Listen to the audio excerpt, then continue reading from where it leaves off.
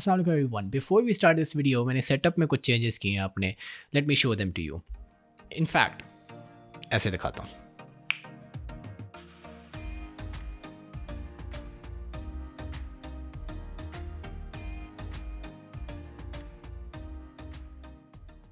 क्या आप एक ब्लॉगर हैं और वंडर कर रहे हैं कि यार वजह क्या है कि यूट्यूब खोल के देखते हैं लोग ब्लॉगिंग से इतना इतना पैसा कमा रहे हैं, हमने भी वही किया, वो प्रोसेस फॉलो किया। क्या वजह है कि हमारा ब्लॉग उतने पैसे नहीं कमा रहा या बना ही नहीं रहा, या मे बी आप ब्लॉग फ्यूचर में शुरू करना चाहते हैं, आपके दिमाग में क्या शुरू करना है किसी टाइम पे। So I have been blogging for a while now, और मैंने इस पर वीडियोस भी बनाई हैं और चैनल पे भी अपलोडेड हैं कि मेरा ब्लॉग जो है वो कितनी अर्निंग करता है। अल्हम्दुलिल्लाह अब एक फुल टाइम इनकम तक मेरा ब्लॉग पहुंच चुका है and I am now going to diversify and hopefully create more blogs, या मे बी मैं इसी पे फोकस करूँ। Either way it's going pretty good. और मैंने नोटिस किया है कि वो लोग जो मेरे पास आते हैं कि हमारा ब्लॉग नहीं वर्क कर रहा है, यूजुअली 5 रीजंस होते हैं, 5 गलतियाँ होती हैं जो वो करते हैं। ये सारी भी हो सकती हैं, इनमें से सिर्फ एक भी हो सकती है। So I will try to go through them in this video. Just by the way, channel पे ऑलरेडी ब्लॉगिंग प्लेलिस्ट अवेलेबल है और उसके अंदर कम्प्लीटली एक्सप्लेन किया हुआ है कि ब्लॉगिंग किस तरह होती है, स्टेप बाय स्टेप एक्शन है उसके अंदर अवेलेबल होगा। ऊपर आई बटन पे छोड़ दूंगा, वीडियो की डिस्क्रिप्शन में भी उसका लिंक छोड़ दूंगा, you can check it out if you want to. Either way, point number 1, you don't have a clear niche. एक इतना ही इम्पॉर्टेंट और ज़रूरी पॉइंट है जिस पे लोग फोकस नहीं कर रहे हैं। उनको ये लगता है कि भाई हम नीश क्यों रखें। अब नीश होता क्या, सबसे पहले बताएं तो नीश होता है आपकी इंडस्ट्री, आपका टॉपिक जिसके ऊपर आप लिखते हैं। सो लेट्स से मैं अपने यूट्यूब चैनल की बात करता हूँ। मेरे यूट्यूब चैनल की नीश है ऑनलाइन मनी मेकिंग, ठीक है, इस पर मैं फोकस करता हूँ। अब अगर मेरी नीश नहीं होगी तो मैं एक जनरल यूट्यूबर हूँगा। अगर मैं ऑनलाइन मनी मेकिंग के बारे में बात करना शुरू करता हूँ तो कोई कहेगा भाई तू कौन है, तेरे पास हम तुझे ट्रस्ट क्यों करें, रीज़न क्या है। सो नीश किस लिए होती है कि आप एक चीज़ के बारे में बात करते हैं, लोग आपको उसके ऊपर एक अथॉरिटी कंसिडर करना शुरू करते हैं और आपको ट्रस्ट करते हैं। ना सिर्फ लोग बल्कि गूगल भी, और सबसे ज़्यादा ये गूगल के लिए इंपॉर्टेंट है। अगर आप ढेर सारी नीशेज़ आप कहते हैं कि भाई मैं हर चीज़ पे लिखता हूँ, मैं अपनी ऑडियंस को लिमिट क्यों करूँ, तो गूगल आपको अथॉरिटी नहीं कंसिडर कर पाता है, गूगल आपको ट्रस्ट नहीं कर पाता और इस वजह से गूगल आपको रैंक नहीं करता, ऑल्दो आप सब कुछ ठीक कर रहे हैं। So having a clear niche is very very important. दूसरी गलती जो मैं देखता हूँ कि लोग कुछ नीश रख भी लेते हैं बट वो इतनी मेगा नीश, इतनी बड़ी नीश होती है कि आप उस पर कहीं प्लेस हो ही नहीं सकते हो। लेट्स से कि आपने, अब लोग कहते हैं हमने नीश रखी तो सही, मेरी नीश है टेक। अब भाई टेक तो इतना बड़ा है, टेक के अंदर millions and millions of blogs हैं जिनके millions and millions of page views हैं, ठीक है। एक आधा हो, 2 हो, 3 हो, 4 हो, इतने बड़े ब्लॉग्स, तो वो नीश ठीक है, लेकिन आप इतनी बड़ी नीश को टेक ऑन नहीं कर सकते। You have to be a bit more specific, थोड़ा माइक्रो नीश की तरफ जाएं। स्पेशली अगर आपका पहला ब्लॉग है, आई वुड रेकमेंड कि आप माइक्रो नीश रखें instead of a macro niche. Video again as I said blogging की बन चुकी है, उसकी जो नीश रिसर्च वाली है 2 वीडियोज़ हैं उसके अंदर, मैं ऊपर सबसे पहली वीडियोस में छोड़ दूंगा on the i button, you can check it out. Alright, so point number 2 की तरफ चलते हैं। दैट इज़ कि आप जो कीवर्ड्स चूज़ कर रहे हैं आर्टिकल्स लिखने के लिए वो बहुत बहुत ज़्यादा कंपेटिटिव हैं। और इसमें गलती सबसे बड़ी लोग क्या करते हैं कि जब वो कीवर्ड रिसर्च कर रहे होते हैं ना, तो वो कीवर्ड रिसर्च टूल्स इस्तेमाल करते हैं और उसके अंदर वो देखते हैं कि कितना सर्च वॉल्यूम है इस कीवर्ड के लिए। पहली चीज़ तो ये कि ये कीवर्ड रिसर्च टूल्स हमेशा आपको गलत सर्च वॉल्यूम बताएंगे। कभी भी कोई एक टूल भी, महंगे से महंगा, ठीक है, आई हैव यूज्ड एचरेफ्स दुनिया के महंगे तरीन टूल्स में से एक है। मिनिमम भी एक माह के वो $100 लगते हैं। $200 वाला पैकेज मैंने खुद रखा हुआ था। मैं जिस कंपनी के लिए मैनेजर था, एसईओ मैनेजर हूँ अभी भी, उस कंपनी ने मुझे वो दिया हुआ फ्री, सो मैं इस्तेमाल करता हूँ उसको। लेकिन भाई वो कम्प्लीटली ऑफ है, कम्प्लीटली ऑफ है वो। हम ऐसे कीवर्ड्स हमने चूज़ किए हैं वहाँ से जिनका सर्च वॉल्यूम वो कहता है 200 है या 100 है, और हमें उन पे 2000-3000 पेज व्यूज़ पर मंथ भी मिल रहे हैं।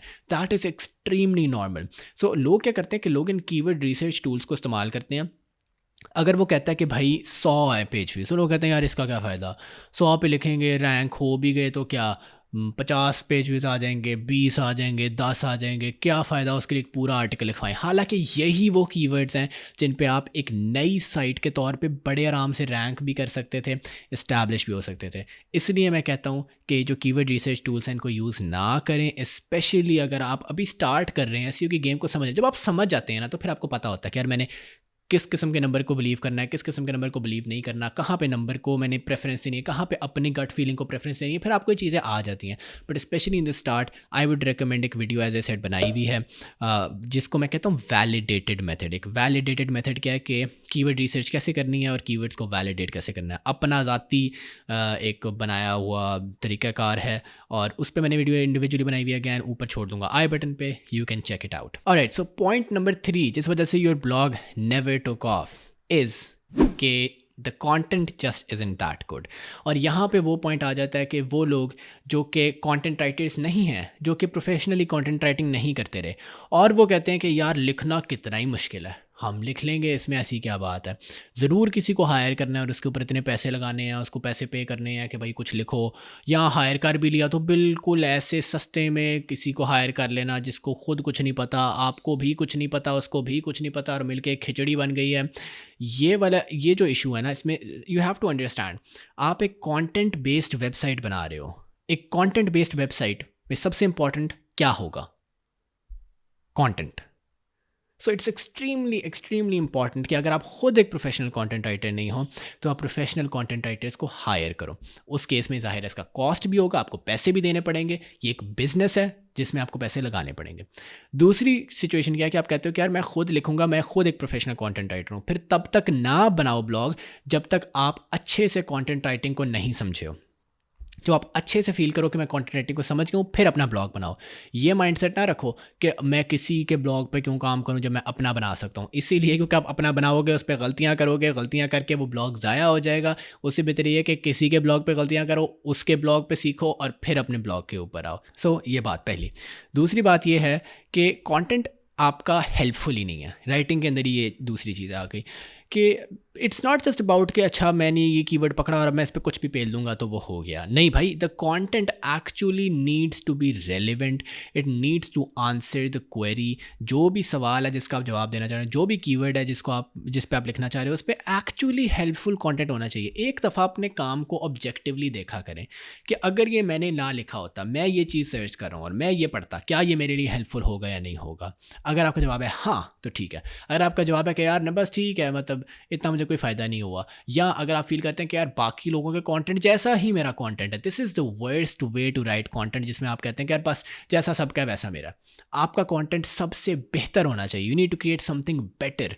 That is extremely important in content. Alright, so point number 4, और ये इतना अनफॉर्चुनेट है कि लोगों को इस पॉइंट के थ्रू गुजरना पड़ता है, वो ये है कि आपने उतना पब्लिश किया ही नहीं जितना आपको करना चाहिए था। आपने पहले ही हार मान ली, आपने कहा कुछ हो नहीं रहा। इसके लिए मैं साइट करना चाहूँगा एक बहुत ही अच्छी ब्लॉग पोस्ट जो मैंने रिसेंटली पढ़ी थी वाइडेड ग्रुप की तरफ से। उसका लिंक भी मैं दे दूँगा नीचे, और वैसे भी आपको मैं उसमें से एक्सेप्ट एग्जैक्टली बोल के सुनाता हूँ कि उन्होंने कहा क्या। और उन्होंने डजन्स ऑफ ब्लॉग्स रिसर्च किए, उनको स्टडी किया और उनकी ग्रोथ पैटर्न को देखा कि ये कैसे ग्रो हुए। और उन्होंने ये देखा कि qualitatively speaking, reaching 55 to 70 consistently published blogs appears to be a trigger to Google to deem a content source as legitimate and increased traffic / rankings follow। मतलब क्या है कि अगर आप 55 to 70 blog posts consistently publish करते हैं, often Google आपको इस पॉइंट पे जाके एक अथॉरिटी तो नहीं लेकिन एक लेजिटिमेट वेबसाइट कंसिडर करना शुरू करेगा, और आपकी रैंकिंग्स और आपकी ट्रैफिक जो है वो इंक्रीज़ होगी, उसमें एक बूस्ट आएगा। और ये मैंने अपनी वेबसाइट के लिए भी देखा है। This is extremely important. मसला क्या है, लोग लिखेंगे 3-4 ब्लॉग पोस्ट पे, कहेंगे यार कुछ भी नहीं हो रहा, मैंने अपना I put my heart and soul into this project, और ना हम रैंक करें ना हम कुछ करें, कुछ होना भी नहीं। मैंने पहले भी एक वीडियो में बताया था, कुछ होना भी नहीं है। 55 to 70 blog post as a said बहुत इंपॉर्टेंट है आपको पब्लिश करने के लिए, to see any sort of sizable results. अब मैं क्या रिकमेंड करता हूँ कि यार 30 ब्लॉग पोस्ट लिख के रख लो एक दफ़ा पहले, उसके बाद वेबसाइट बनाओ اور ان 30 بلاگ پوسٹ کو پبلش کرنا شروع کرو. ہر ہفتے 3 کر لو یا ہر دن ایک کر لو تو اور بھی زیادہ اچھا ہے. ہر دن ایک کر لو یا منیمم ہفتے میں 3 کر لو اور وہ 30 پبلش کرو. اتنی دیر میں اور آرٹیکلس بھی ساتھ تھوڑے تھوڑے سے لکھو. اور اس کے بعد پہلے 30 جب پبلش ہو جاتے ہیں تو اس کے بعد اپنی اسپیڈ بے شک تھوڑی سی سلو کر لو, لیکن پھر بھی ریگولرلی پبلش کرتے رہو. کہ ہفتے میں 2 آرٹیکلس پبلش کر دیا کرو اور کوشش کرو کہ سیم ڈیز پہ کرو. یعنی کہ لیٹ سے آپ منڈے, ویڈنسڈے اور سیٹرڈے کو پبلش کرتے ہو, آپ اسی پہ کرو ہر ہفتے. یہ یوزولی کہا جاتا ہے بہتر ہے. اس پہ میرے پاس کوئی نمبر نہیں ہے, اسٹارٹس نہیں ہے جو آپ کے سامنے رکھ سکوں کہ ایسا ہے, بٹ یوزولی کامن نالج یہی ہے کہ اس سے بہتر رہتا ہے. اور جو لاسٹ پوائنٹ ہے جس کی وجہ سے آئی تھنک کہ بہت سے لوگوں کے بلاگس اپنے پراپر پوٹینشیل پہ ارن نہیں کر پاتے, وہ یہ کہ ان کی مانیٹائزیشن بہت بری ہے. وہ پھنسے ہوئے ہیں اسی پرانے ایڈ سینس کے اوپر. ان کو لگتا ہے کہ یار مطلب ہم کانٹینٹ لکھیں, پھر اس کے بعد ہم پتہ نہیں واٹس ایپ سے لوگوں کو ہم لے جائیں گے, واٹس ایپ پہ لنکس بھیجیں گے, لوگ جا کے پڑھیں گے اور پھر اس سے ہماری ایڈ سے پیسے بنیں گے. ایسے نہیں ہوتا, ٹھیک ہے. You need a sizeable income, you need a sizeable audience, پہلی بات. دوسری بات یہ کہ آپ AdSense is the lost of the love. AdSense سے نیچے آپ کہیں نہیں جا سکتے ہو ارننگ کے اندر. وٹ آئی یوز از ایزوئک. ایزوئک ایک پریمیم ایڈ نیٹ ورک ہے. ان کی کچھ کوالیفیکیشنز ہوتی ہیں, ان کی کچھ ریکوائرمنٹس ہوتی ہیں جو کہ آپ کو پوری کرنی پڑتی ہیں ایڈ ہونے کے لیے ان ایزوئک.